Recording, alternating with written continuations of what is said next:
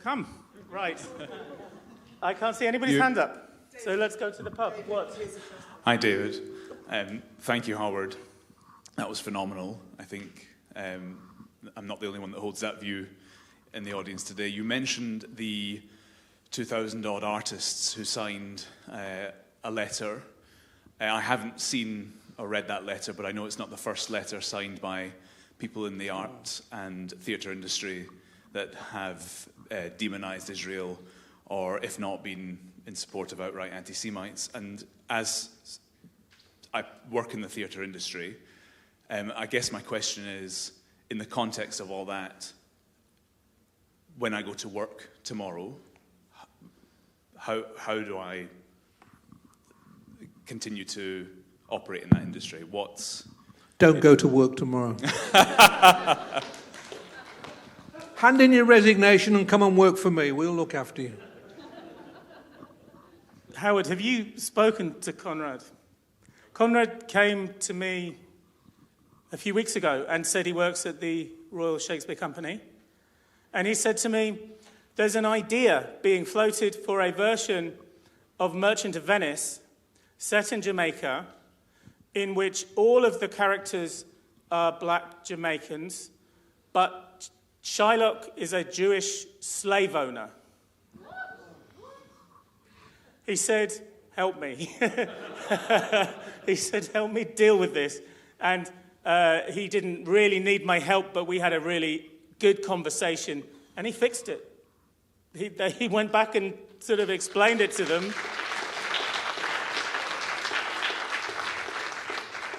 So what's Shylock now in this production?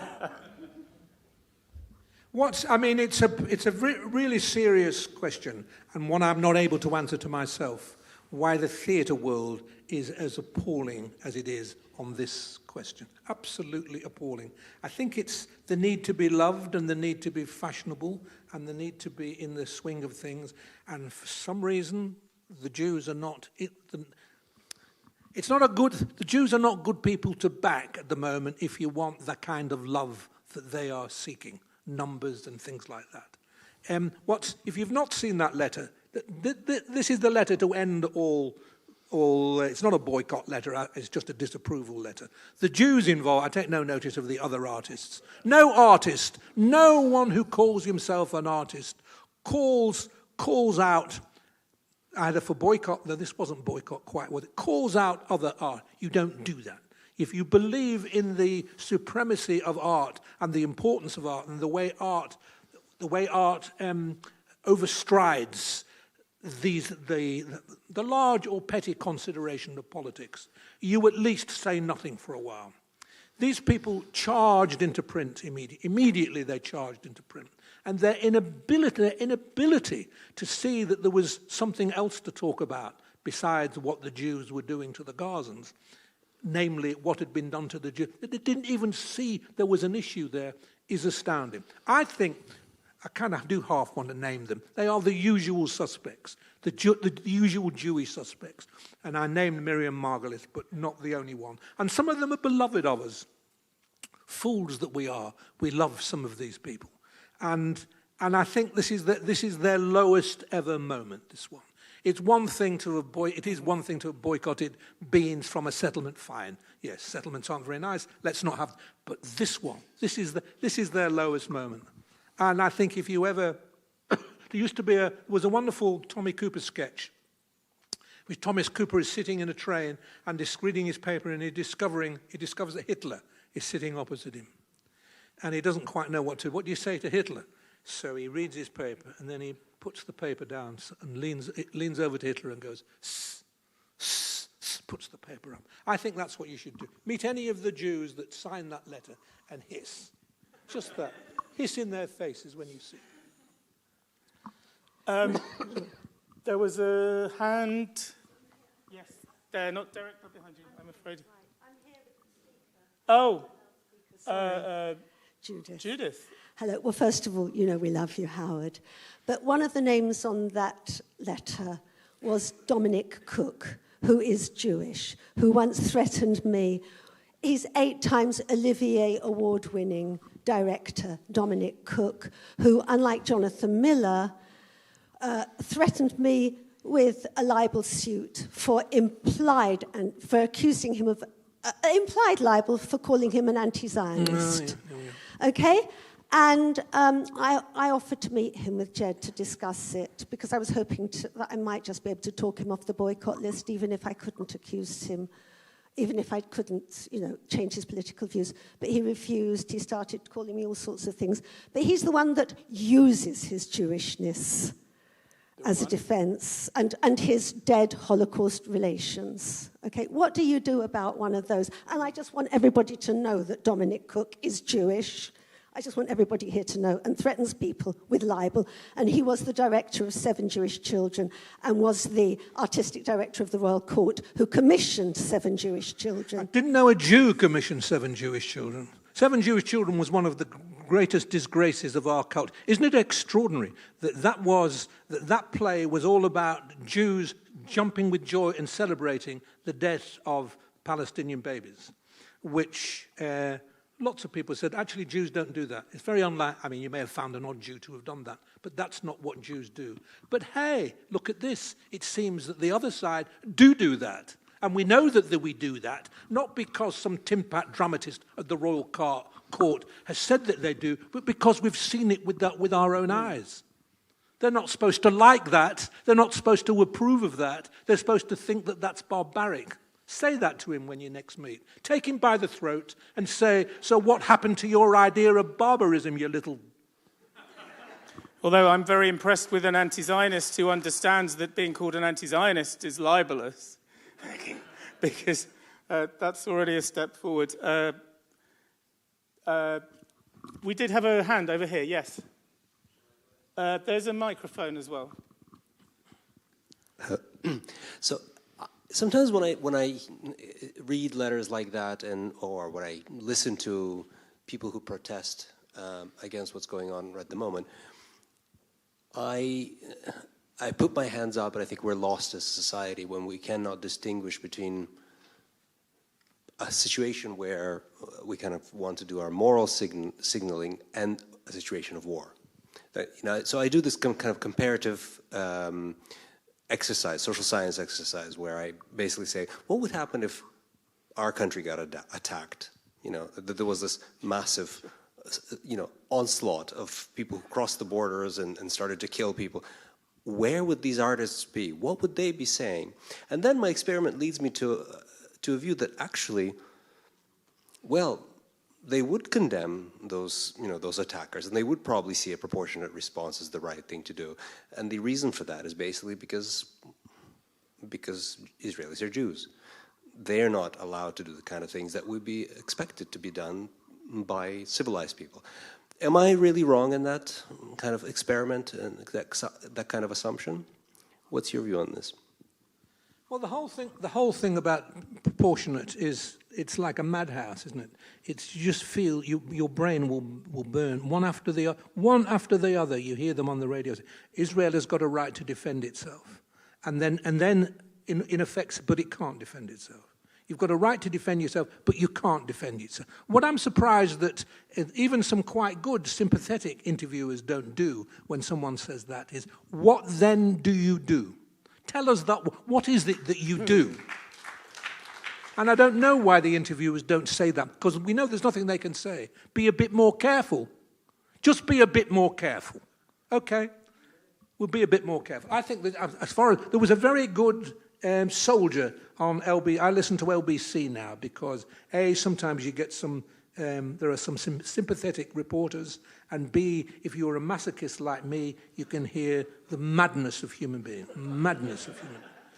And there was a soldier on an officer from the British Army on this morning, I think, talking, and he was excellent. So every time you get a soldier on, you hear, I don't know what it is, but it's as if soldiers are the last human beings.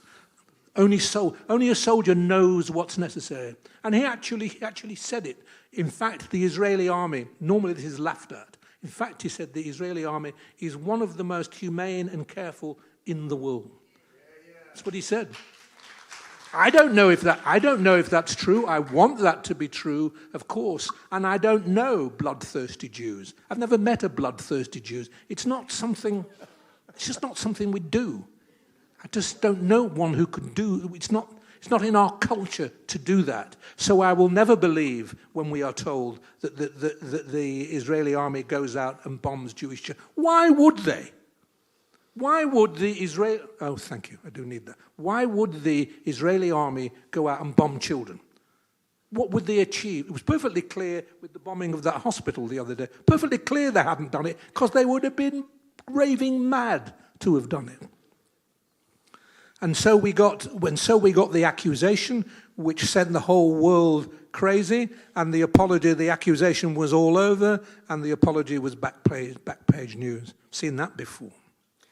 There was a professor of Jewish studies at SOAS who said, yeah, it's important that we get it right with the hospital, and it's important that if Israel didn't bomb the hospital, that we know that. But they do bomb hospitals, he said, which is very close to the argument, well, it might not be true, but it tells a bigger truth. The injunction that the law requires that self-defense is a right. You are allowed to defend yourself. Israel is allowed to defend itself, but it must not shed one drop of blood in doing so. Well, have you talked to people about the brilliant thing you've done? He's done, can I tell them? He's done a absolutely brilliant thing. David has rewritten the court scene in The Merchant of Venice. And it's absolutely bang on right. Barely has to change a word. Yes, you might remember, Portia tells Shylock, you are right. It's legal. You are right. You do have a right to that pound of flesh. Take it. But if you spill an ounce of blood, you're then a murderer. So you can have the pound of flesh, but you can't spill blood. In other words, you can't have the pound. It is a perfect illustration of what's going on out there. But look, I want to say this. What do we achieve by telling ourselves how moral we are and how good we are? What do we do about answering we can't answer the nonsense coming from Gaza. We can't answer that. We can't. I don't know if any of you are in dialogue with Muslims. If you are, it would be good. It would be terrific. But the one thing we are all in dialogue with, I know that, are Jews. And some of the Jews we are in dialogue must be the Jews who write these letters, join in these letters because they can't bear not to, and join in the boycotts. And I've been joining in these boycotts for years, just whittling away a little bit, just whittling away. And we've let it go on. We might even have family members who sign the boycott. And we go, yeah, that's all right. But it's not all right. It's not all right. And I don't say we are obliged as Jews to love everything Israel does. We are obliged, I agree with those who say we are obliged to be extremely critical where critical is appropriate. And critical does not mean every time a soldier is killed to call it, apartheid and genocide. That's not critical. But we must all know somebody within our community who just weakens our case day by day a little bit. A child. If it's a child, lock them in the bedroom and don't let them out. If it's somebody older, lock them in the bedroom and don't lock them. But talk to them, work away at them, make them see the harm they do. You'll never persuade Miriam Margolis of the harm. That can't be done. There's too much vanity involved in all that. And so with many of the other well-known Jews. But there must be some. Sorry? I've tried. I actually have given Miriam Margolis a bagel. It's not a pretty sight. Sorry. I should say all my knowledge of Shakespeare comes from David Seymour, who's in the front row, and I should acknowledge that. I would also say that absolutely we are in dialogue with many Muslims. And Roxana Fiaz, who spoke right at the beginning of today, is still here. It was backstage a minute ago, sending me WhatsApp after WhatsApp, wrestling to understand what we're talking about, engaging, discussing, learning. She's been sitting here all day. Rashad Ali, who was one of our book judges, would have been here, but he didn't tell me where he's off overseas, but he's, overseas, I don't know where, in Morocco or in Lebanon or in other places where he works. And our friends and colleagues and, dare I say, comrades who are liberal democratic Muslims have been fighting this fight almost as long as we have. Oz Kataji, who is a refugee from Syria and who is currently reporting from Ukraine. Absolutely, we are and need to be in dialogue with many Muslim people, and we learn amazing things from them.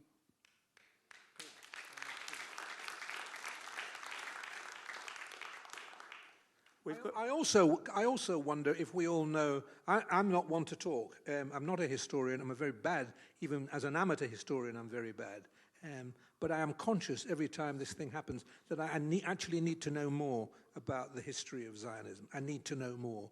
I suspect we all need to know more, if only to talk to the people in our families, especially the young ones, who know nothing. Don't forget that this internet that promised us access to the world's knowledge has done the opposite. The young have never been more ignorant. They know, it is a wild generalization, and I'm sure there's some very bright kids.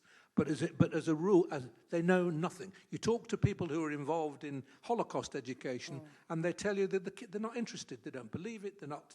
It might be that we need to learn again how to educate and how to teach. But we certainly need to learn again how to teach our kids to find knowledge. Do they know anything? When they talk about Zionism, when they talk about the occupation, do they know what they're referring to? Do they know which date? Do they know how this thing called the occupation happened? You ask them, how did the occupation happen? Are they talking about the West Bank after the Six-Day War? Are they talking about the War of Independence? Do they know that there were 5 wars that the Arabs fought? Is it 4 or is it C? I don't know. 4 or 5 wars against Israel. Do they know that? Do they have any sense at all that whatever they think about what Jews made of their victories, they had to fight a war to have their victories? Do they know any of that? And if they don't know any of that, these kids that we're bringing up, or our children, or our nieces, or ourselves, then we should get to know it. We should all be reading history books. We will read things we don't want to read because we idealize Zionism, partly as I think we should, but we'll also discover things that we would like to have done better.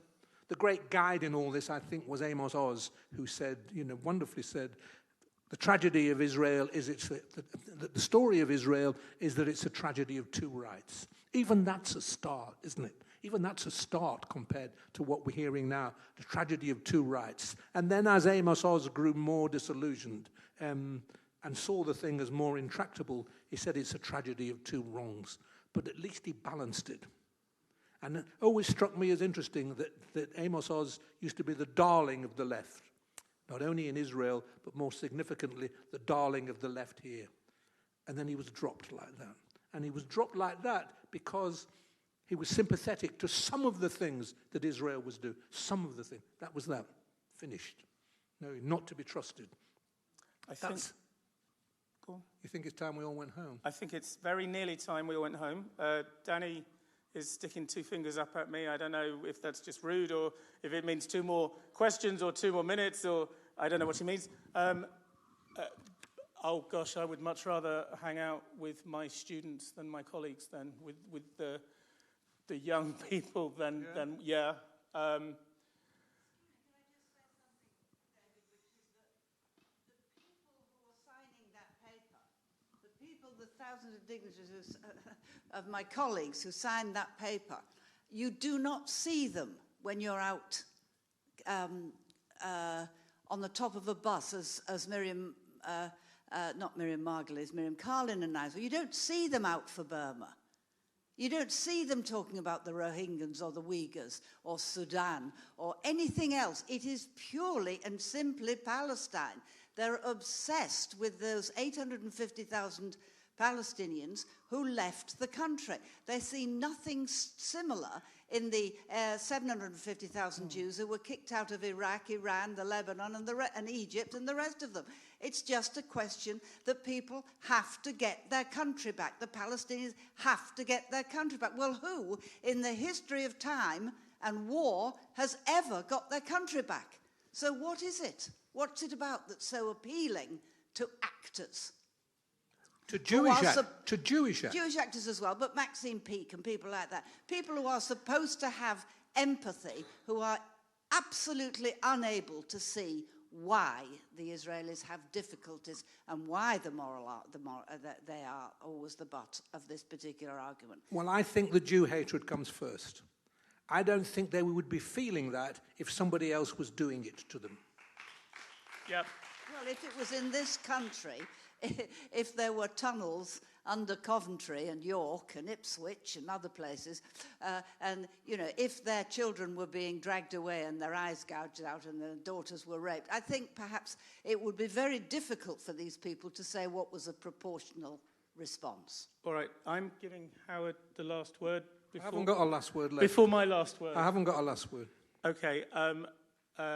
Actually, I think there is not a great care for 850,000 Palestinians. I think maybe this does relate to the drama, the profession of drama, because it's all on the level of symbolism, and there isn't a care for actual flesh and blood, concrete Jewish people and Palestinian people. I think I spoke to somebody I know, told me that he was from Sderot. He lives in an urban kibbutz in Sderot.